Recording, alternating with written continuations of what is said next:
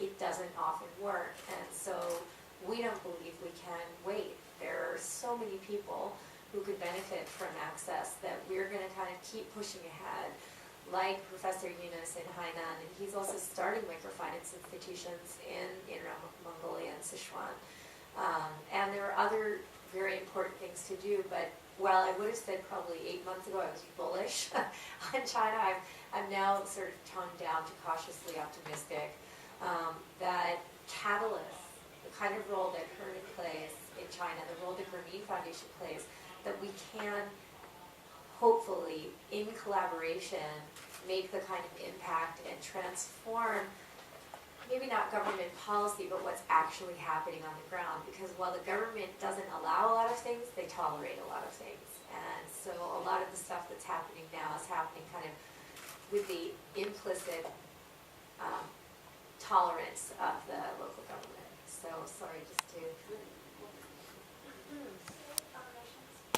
I have two questions. The first one is that Mr. Herman, you mentioned that the microfinance company can be a kind of like commercial companies, but they are just a solution to social problems.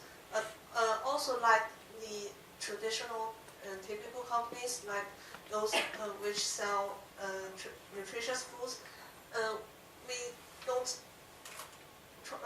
don't classify them as social enterprises. So, is it just some convention that microfinance companies are classified as social enterprises, but not those companies?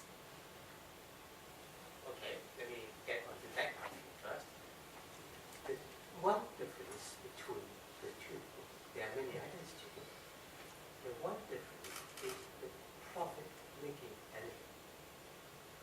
Whereas for a food industry company, their success is measured by the amount of profit they make. Yeah? You cannot say, I'm only losing $1 million a year, but I'm a very good company. For a microcredit company, the measure is the social impact they are making and not the money they are making. So long as they do not lose money. So for a commercial operation, is how much money you make. For a social enterprise, sustainability, not losing money. Stop there. No more money talk. The social impact you're making. And that is not applicable only to microfinance. That's applicable to all social enterprises. My second question is that you also mentioned that a solution to Chinese problem of microfinance companies is the government restrictions, and I especially noticed one that is microcredit companies are not allowed to accept deposits. But if they are allowed to accept deposits and the risk rises dramatically, or even though that the repayment rate for the existing microfinance companies are very, very high, that the default rate is below 5%. But do you think if the government's limitations are removed, then in China there will be a lot of companies, microcredit companies rising, and they will lower the limit and increase the risk so high that there is the risk of collapse. Okay. Again, I want to broaden your question to beyond just microfinance and to beyond just China.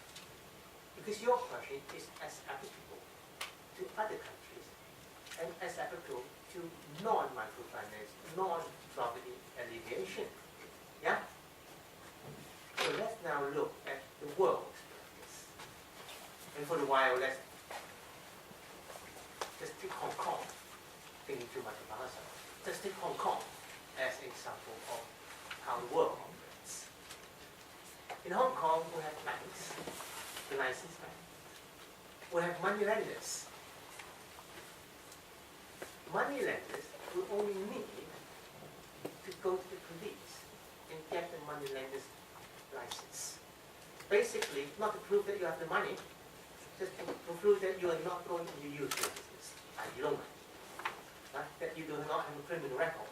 By proving that, you automatically get a money lender's license. A bank, you know, we can never reach that. Okay?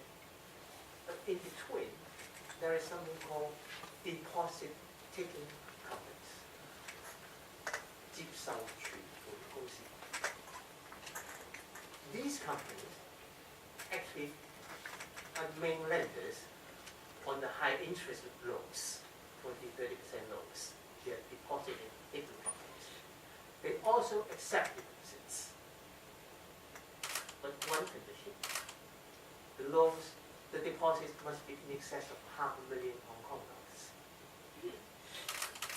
And the belief, the philosophy behind that is, if you have more than $500,000 to deposit with an institution that is not a bank, you would have made your proper due diligence, and you would be able to take your necessary risks. Yeah? Now, I would advocate that the similar train of thoughts applies to China in allowing microcredit companies to take deposits, not from the general public, 10, 20, 50 there, no, but from more sizable loans for microcredit companies. And China's banking system is very international by now. All these prudential rules, for those who are familiar with banking, right? The Basel II, all those things are practiced in China. These ratios are very closely observed. Yeah?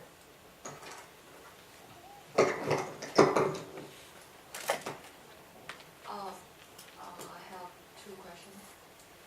One of the big difference between just because the role of the government, like in China, I tend to sense that government's role is important in the development of microfinance. But in Jennifer, it talks about government subsidize when lending money to people, and maybe create more hazard, and people don't repay money anymore.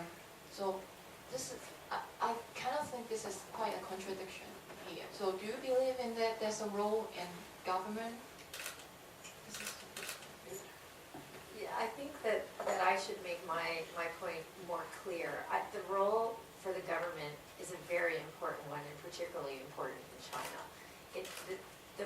We think the ideal role for the government in any country is to create a supportive environment in which microfinance can take place. That means create legal structures that allow for lending. Many of the things that Herman talked about in his presentation on things that would make this, allow the microfinance sector to grow and flourish. What we don't think governments do as effectively, and there are one or two exceptions, but out of the many countries in this world, is to go into lending directly themselves to provide microfinance to the poor. So we think their role is as an enabler, not particularly as a doer in directly lending to the poor. That's my distinction, but let me turn it to Herman. Not destructive to start with. Not destructive? Yeah, not prohibiting things to happen. So do you think it's constructive now? Now, if I track the development, I would, for the last 15 years, I would say this. It was 5 years of ignorance